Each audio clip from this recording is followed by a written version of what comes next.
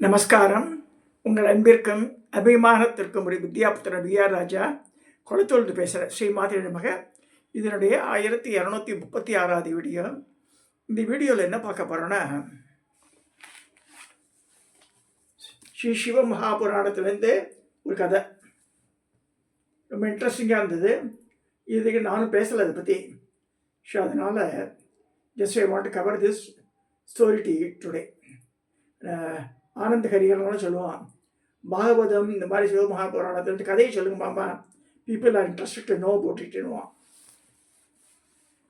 இந்த கதை என்ன சொல்றதுன்னு பாருங்க.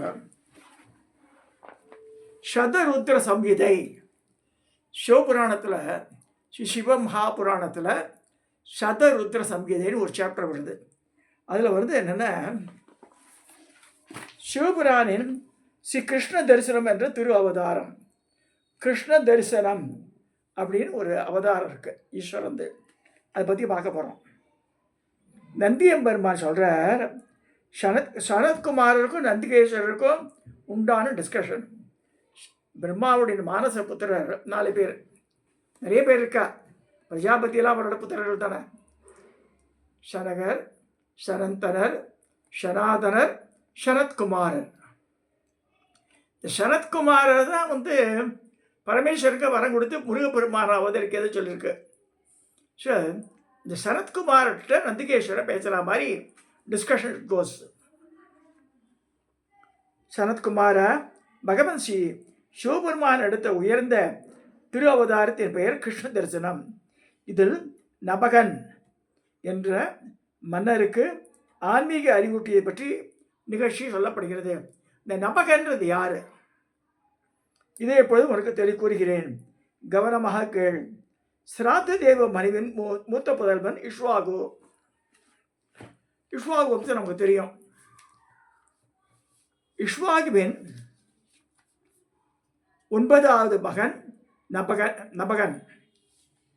இந்த மகன், இவரது மகன் நபகன் என்ன புழங்கப்பட்டவர் நாபாகன். இந்த நபகனுடைய பிள்ளை நாபாகன் பேர். நாபாகனின் மகன் அம்பரீஷன். அப்போ தான் வந்து அந்த ஏகாதசி விரதம் எடுத்து பெரிய ஆளாயிட்டார் அவர். ஏகாதசி விரதத்திலேயே விஷ்ணு பக்தர். அந்தனரிடம் இவர் கொண்ட பக்தியை கண்டு துர்வாச மகர்ஷியே மகிழ்ச்சி கொண்டார். முனிவரே, அந்த அம்பரீஷர் பாட்டனாரின் நபகனின் சரிதைத்தான உங்களுக்கு சொல்ல போகிறேன்னு சொல்கிறார். இந்த நபகனுடைய பிரதிபதியே இவ்வளோ வசதியாக சொல்லிக்கிற முக்கியமான காரணம், இப்போ கலியுகத்தில் நம்ம பார்க்குறோம், ஒரு குடும்பத்தில் 5 குழந்தைகள் இருக்குது. 5 வந்து ஒரு அப்பா அம்மாவுக்கு தான் பிறகுறது. ஆனால் ஒன்று டிஃப்ரெண்ட் கேரக்டர்ஸாக இருக்குது. அவளுக்குள்ள சூதுவாதெல்லாம் இருக்குது. ஸோ இந்த மாதிரிலாம் இருக்கும்போது அந்த காலத்துல என்ன இருந்து, அந்த காலத்தில் இப்படி இருந்திருக்கு. மனுவின் பிள்ளையான நபகன் சிறந்த அறிவாளி. அவன் அனைத்து வித்தைகளையும் படித்து வர ஆவல் கொண்டு புலநடக்கத்தோடு வெகு காலம் குருகுலத்திலேயே இருந்துடுறான் அவன். ஸோ பிரம்மச்சாரி ஆசிரமத்தில் நிறைய நாள் இருந்துடுறான் அவன். இதற்கிடையில் இஷ்வாகு முதலிய சகோதரர்கள் நபகனுக்கு சிறிது அளவு கூட பங்கு தராமல் தங்கள் சந்தையின் சொத்துக்களை தாங்களே பகிர்ந்து கொண்டனர். தங்கள் பாகத்திற்கான ராஜ்யத்தை மிக ஒழுங்காக அரசாண்டு வந்தனர். அவர்கள் தன் தந்தையின் கட்டளை கணக்க சொத்தை பிரித்து கொண்டனர். பிரம்மச்சாரியான நபகன் வேதங்களை கழித்து அதன் 6 அங்கங்களுடன் கற்று தேர்ந்து குருகுலத்தை வெகுகாலம் கழித்து வரான், ஆற்றுக்கு வரான். பார்த்தா அங்கே வந்து பார்த்தா சகோதரர்கள் தந்தையின் சொத்துக்களை தங்களுக்குள் பிரித்து கொள்ளவே அளித்தார். தனது பங்கை பெறும் ஆசையை இஷ்வாகு முதலிய தன் அண்ணன்மார்களிடம் மிகவும் அன்போடு, சகோதரர்களே, எனக்குள்ள பாகத்தை தராமலேயே நீங்கள் அனைவரும் முழு சொத்தையும் தங்களுக்கு பிரித்துக் கொள்கிறீர்களே, எனக்கு என்ன சொத்து வச்சிருக்கேன்னு கேட்குறான் இந்த மகன். நியாயமானது இல்லையா? அவனுக்கு ஒரு பங்கு உண்டு இல்லையா கேட்குறான். இப்பொழுது மனமும் வந்து எனக்கும் பாகத்தை தாருங்கள், நான் எனது பங்கை பெறவே இது வந்திருக்கேன்றான். ஒரு சகோதரன் சொல்கிறான், சொத்தை பிரிக்கும் நேரத்தில் நாங்கள் உனக்காக பங்கை பிரிக்க மறந்து விட்டோம். இப்பொழுது தன் தந்தையாகிய தந்தையே உனக்கு பாகமாக இருக்க அப்பா வச்சுக்கோனீங்கன்றான். சொத்துல பங்கு கேட்டால் அப்பாவை நீ எடுத்துக்கோ அப்படின்றா. என்ன அயோக்கியதனம் பாருங்க, அந்த காலத்தில் நடந்திருக்கு. நிஜமாவே இது வந்து சரித்திரம் மட்டும் இல்லை, புராண நிகழ்வு. சகோதரன் கூறிய நபகனுக்கு பெரும் வியப்பாக இருந்தது. உடனே அவர் தன் தந்தையிடம் சென்று, தந்தையே, நான் வித்தியைகளை கற்றுத்தர விரும்பி இதுவரை குருகுலத்திலேயே பிரம்மச்சாரியாக இருந்தேன். இதற்கிடையில் என் சகோதரர்கள் என்னை விலைக்கு விட்டு முழு சொத்துக்களையும் தங்களுக்குள்ளேயே பிரித்து கொண்டனர். நான் திரும்பி வந்து என் பாகத்தை கேட்க அவர்கள் தாங்கள் தான் என் பாகம் சொல்லிட்டாள அப்படின்னு சொல்கிறார்.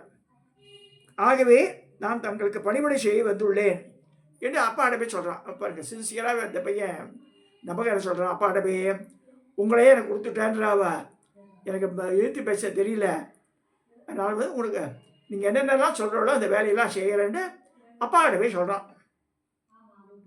இதை கேட்டு அவன் தந்தைக்கு பெரும் வியப்பாக இருந்தது. அப்பொழுது சிராத்த தேவமனு தன் மகனுக்கு தேடுதல் கூறி, மகனே, அவர்கள் கூறியதை நம்பாதே, அவர்கள் உன்னை ஏமாத்தவே இவ்வாறு கூறியுள்ளனர். நான் உனக்கு இப்பொழுதுள்ள உலகிற்கான இன்ப சாதனமாக ஆக முடியாது. அந்த வஞ்சகர் என்னிடம் ஒன்றுமே கிடையாது, எல்லாம் பிடிக்க விட்டாவ. அந்த வஞ்சகர்கள் என்னையே உனக்கு சொத்தாக தந்திருப்பதால் உன் ஜீவனத்திற்கான உபாயத்தை நான் அப்போ சொல்கிறேன். என்ன உபாயம்? ஆங்கீர கோசரத்தில் பிறந்த நன்கு படித்த அந்தணர்கள் இப்பொழுது பெரிய வேள்வி உரையை செய்து வருகிறார்கள். யாகன்றப்ப ஹோமத்துக்கு யாகத்துக்கு நிறைய வித்தியாசம் இல்லை. யாகன்றது ஒரு வாரம் நடக்கும். அந்த காலத்திலேயே கோடியில் சம்பாவனை பண்ணியாகணும். பல கோடி இருந்தால் தான் ஒரு யாகம் பண்ண முடியும். பார்த்துக்கோ, ஹோமம் வந்து ஒரு நாள் காத்தால ஆரம்பிச்சு மத்தியானம் முடிகிறது ஹோமம். இப்போ எல்லாமே யாகம்ன்ற இது யாகம். அதாவது ஸ்ரௌதிகள் பேர். ஸ்ரௌதிகளில் காதில் மகர குண்டலம் போட்டிருப்பா, அவள் தான் யாகம் பண்ணுவாள். ஃபீஸ் எல்லாம் வந்து 50 லட்சம் 1 கோடி மாதிரி வாங்குவாள். ஒரு வருஷத்துக்கு 2-3 யாகம் தான் போவாள். வேறு வெளியில் பிராமணாத்தோடு சாப்பிட மாட்டாள். அவளே சமைச்சு அவளே சாப்பிடணும். வாஜ்பேயி யாகம், புத்திரகாமேஷ்டி யாகம், சோம யாகம் அந்த மாதிரி பண்ணுறது. ஸோ ஆங்கில கோதத்தில் பிறந்த நன்கு படித்த அந்தணர்கள் பெரிய வேள்வி ஒளி செய்து வருகிறார்கள். அது தினமும் 6வது வேளையில் செய்ய வேண்டிய கர்மாவை பற்றி அவர்கள் நன்கு அறிந்தாரில்லை. அவர்கள் அதனை மறந்து நிற்கிறார்கள். நீ அங்கு சென்று விஸ்வேதேவர்கள் பற்றிய அந்த 2 சூத்திரங்களையும் அவருக்கு சொல். அதனால் அவர்கள் செய்யும் வேள்வி முறைப்படி செயல்பட்டதாகும். அந்த வேள்வியை முடித்து அவ்வந்தனர்கள் சொர்க்கம் செல்கையில் அவர்கள் மனமும் வந்து அளிக்கும் அந்த தட்சணையை யார் வேள்வியில் மீந்ததெல்லாம் கொடுத்துருவா. ஆச்சி பருப்பு என்னென்ன மீறதோ எல்லாம் உனக்கு கொடுத்துருவாவா, அதை வச்சு நீ வந்து ஓட்டலாம் காலத்தன்றார். தந்தை கூறிய கேட்ட தனையன் நபகன் சத்தியத்தையே கடைபிடித்தார். மிகுந்த மகிழ்ச்சியோடு உத்தமமான வேள்விசாலைக்கு சென்றார். முனிவரே, அன்று 6வது நாளில் செய்ய வேண்டிய கர்மாக்களில் சடங்குகளில் அறிஞனான மனு மகன் நபகன் விஸ்வதேவர்களை பற்றி 2 சூக்தங்களையும் மிக தெளிவாக ஓதினார். வேள்விக்கான சடங்குகள் முடிந்தன. அந்த ஆங்கிரச கோத்திர அந்தணர்கள் வேள்வியில் மிகுந்த தங்கள் பாகமான தனத்தை நபகனுக்கு அளித்துவிட்டு சொர்க்கம் சென்றனர். வேள்வியில் மிகுந்த பொருள்கள் நபகன் எடுத்துச் செல்ல நினைத்தான். திருவிளையாடல் புரியும் அழகரான சிவபெருமான் உடனே கிருஷ்ண தரிசனம் என்ற அந்தணர் வேடம் தாங்கி அங்கு தோன்றினார். திருமேனியோ அழகு களஞ்சியம், மையிட்ட கண்கள். வந்தவர் நபகரிடம், அப்பா, யார் நீ? இந்த செல்வத்தை நீயே சுவீகரித்து கொண்டிருக்கிறாய், என்னுடைய பாகமாயிற்று, உங்களை அனுப்பது யார் அப்படிலாம் கேட்குறார். இப்போ எனத்தையும் உள்ளபடி சொல்லும்போது அப்போ நபகன் சொல்கிறான், இது வேள்வியில் மீதமான தனம், வேள்வியை செய்த ரிஷிகள் தான் எனக்கு கொடுத்தா அப்படின்றான்.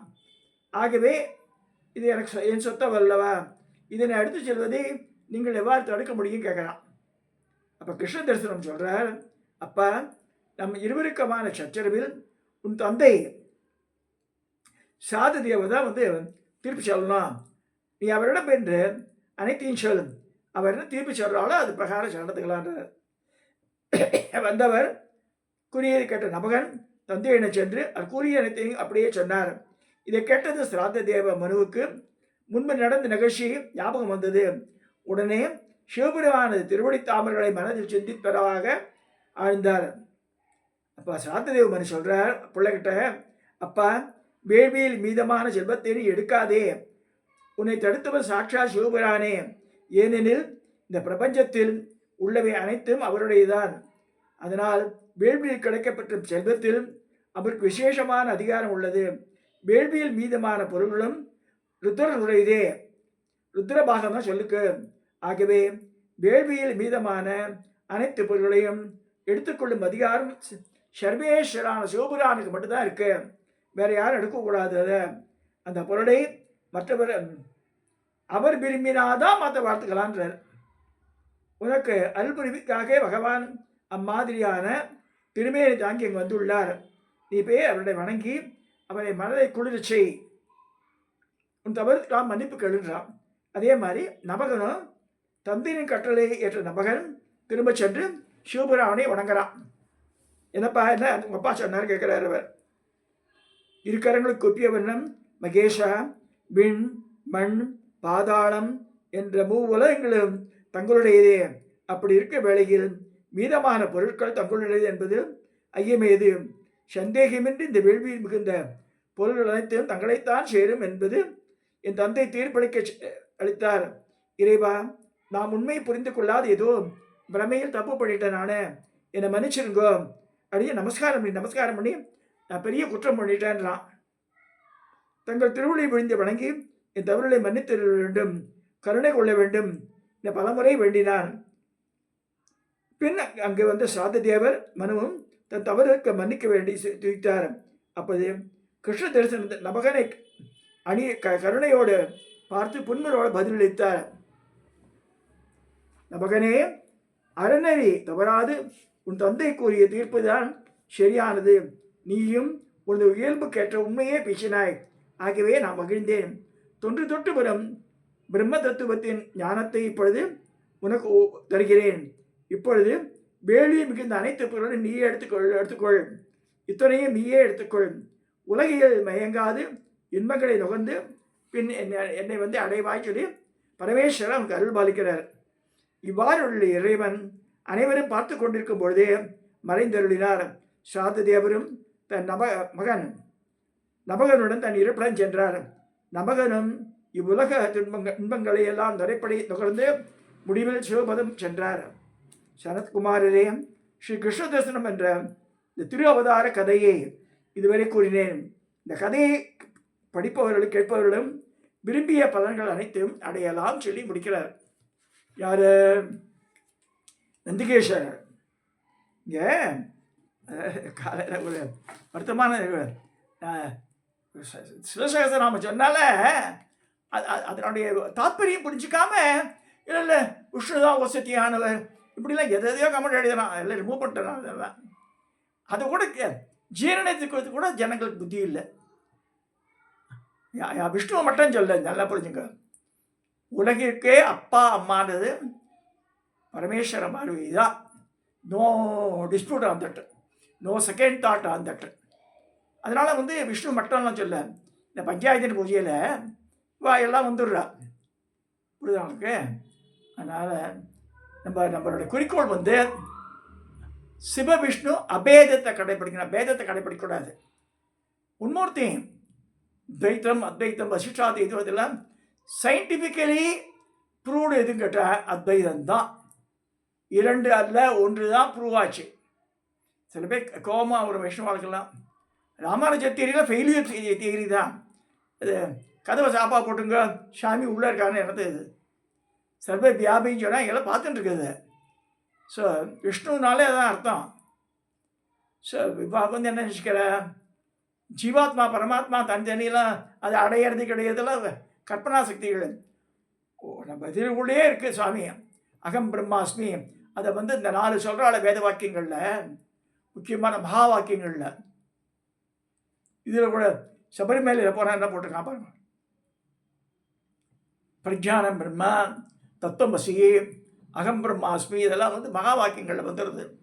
எல்லாம் சுற்றி வருது இது ஒன்று தான். அத்வைத சித்தாந்தத்தை தான் ஒத்துக்கிறா எல்லாருமே. அதை புரிஞ்சுக்கணும். அது புரிஞ்சிக்காம ஏதான ஆக்கி மனுஷேக்கு பக்கமாக அடிக்கிறான் ஒருத்தர். ஏன் அவர் கொஞ்சம் காமன் சென்ஸோட திங்க் பண்ணி பாருங்க. அதை நான் என்ன சொல்கிறேன், நான் என்னோட கற்பனை கிடையாது. சிவபுராணத்தில் சிவநிந்தனை பண்ணால் என்னென்ன இதெல்லாம் பிரச்சனைகள் வரும்னு சொல்லியிருக்கு. பல குடும்பங்கள் பரிதி வைக்கிறது. முந்தின ஜென்மத்தில் அதுக்கு முன்னாடி பண்ண தப்பெல்லாம், அந்த தப்பை பண்ணக்கூடாது. தசீசி மகரிஷி எவ்வளோ சொல்கிறா தட்சனுக்கு. அந்த தட்சண கடங்காரன் என்ன பண்ணியிருக்கான், பட்டப்பட்டையா நாமத்தை போட்டுச்சுட்டு மகாவிஷ்ணு அவசியம். அவருக்கு மகாவிஷ்ணு விஷ்ணு கடவுளாக இருக்கலாம், அது வேற. பட் இப்போ எப்படி தூஷிக்கிறான், அது தூஷினா சொல்கிறது இப்போ நம்ம சொல்ல வேண்டியிருக்கு. புக்கை படித்து அதுவே எனக்கு பயம், பாவம் வந்துடுமோடு. தாட்சாயணியெல்லாம் எப்பேற்பட்ட மாதிரி செய்ய. தட்சயஜத்தில் தாட்சாயணியை பற்றி சொல்லும்போது கண்ணில் ஜலம்தான் வரும். இருக்கு எப்பேற்பட்ட உத்தமமான பெண்மணியோ. அதனால தான் யோகாக்கினியில் தன் உடலை தீர்த்து அப்படியே ஹோம குண்டத்தில் விழுந்துடுறாவோ. அவைய தர்ஷனம் இந்த ஆணவ திமிர் நான் பண்ணுறான். மகாவிஷ்ணுட்ட கேட்குறான், அப்படியே இப்போ காப்பாற்றிட்டு வீரபத்திரலாம் வரும்போது அவர் சாரி ஐ கேனாட் ஹெல்ப் யூன்னு சொல்லிடுறாரு. ஏன் இப்போ காப்பாற்ற வேண்டியதுதானே. பிரம்மதேவர் தட்ச பிரஜாபதியோட அப்பா ஹி ஃபெயில்ஸு. ஸோ பிரம்மதேவர் ஃபெயில்யூர் ஆகிறார், நாராயண ஃபெயில்யூர் ஆகிறார். அப்போ என்ன அர்த்தம், சிவப்பரம்பொருள் தான் முன்னிலை நிற்கிறது. அவரே ஈஸ்வரனே போனால் போகிறது. இந்த வாருணி தேவி கேட்கும்போது அந்த ஆட்டோட தலையை வெட்டி வைக்கிறா. நீ வாழ ஒட்ட வைக்க வேண்டியதானே, வைக்க முடியலையே. அதாவது ஈஸ்வரன் நிந்தனையோ ஈஸ்வருக்கு அகேன்ஸ்டாக பேச மகா மகா மகா மகா பாவம். பல நம்ம குடும்பங்களுக்கெல்லாம் கேடு விளைவிக்கும். குழந்தைகள்லாம் பின்னாடி நல்லபடியாக இருக்கணும்னா சிவபூஜை சொல்லித்தரணும் அவளுக்கு. அப்படியே சிவநாமாக்களாக சொல்லி தரணும். சிவங்க இப்போ பார்க்குறோம் எல்லோரும் வரா, பிரதோஷத்துக்கு எல்லாருமே கலந்துக்கிறா. பட் ஒன்று சில பேருக்கு அந்த இது அந்த என்ன சொல்கிறது, இந்த மனப்பான்மை வரல, அந்த அறிவு வரல, அதான் சொல்ல முடியும். நாங்கள் அதனால் இப்போ இருக்கு. நான் இவ்வளவும் சொல்கிறேன்னா, கிருஷ்ண தரிசனம்ன்ற பேர் பாருங்க, கிருஷ்ண தரிசனம். அவர் எப்படி வராரு, அந்த சாத்ததேவ மனுவுக்கு புள்ள நபகனுக்கு எப்படி காட்சி அளிக்கிறார் பாருங்க. பரமேஸ்வரன் ஆசுதோஷி உடனடியாக எதிர்ப்ப சுத்த ஸ்படிக்க ரூபாயாம், எந்த விதமான எதிர்பார்ப்பு இல்லாமல் உடனடியாக இறங்கி செய்கிறது. மனசில் நம்ம பண்ணலாமே, இவ்வளோ காசு வேணும், இவ்வளோ வேணும், உண்டியில் கொண்டு இவ்வளோ கொட்டணும்லாம் கிடையவே கிடையாது. மனசார வேண்டிங்க. இந்த பஞ்சாட்சர மந்திரத்தை ஊதினாலே எல்லா பாவம் போயிடுது. உலகத்தில் அவ்வளோ பாவம் செய்யவே முடியாதான். பஞ்சாட்சர மந்திரத்தை உதிரவு சொன்னாலே அவ்வளோ பாவங்கள் நசிஞ்சு போயிட்டு இருக்கு. அதனோட பெருமையை சொல்லிருக்கு. அந்த பெருமை வேறு எதுக்கும் கிடையாது. மிச்சத்தையெல்லாம் அது அதோட கேரக்டர், அதனுடைய தாற்பயங்கள் வேறு. பஞ்சாட்சரம் சொன்னாலே இந்த 5 எழுத்து, இந்த 5 எழுத்துக்கு தனி பவர் இருக்குது. இது சொல்லி இன்றைக்கி இந்த சிவபுராணத்துலேருந்து இந்த கதையை நம்பகான கதையை சொல்லியிருக்கேன். இது சிந்திங்கும் சொல்கிறோம். நம்மளுடைய கான்செப்ட் என்ன, வேற்றுமை பார்க்கக்கூடாது. அதுதான் அத்வைத சித்தாந்தத்தை உணரணும்னு சொல்லி இந்த பதிவை நிறைவு செய்கிறேன். சப்ஸ்கிரைப் பண்ணுங்க, ஷேர் பண்ணுங்க, லைக் பண்ணுங்க.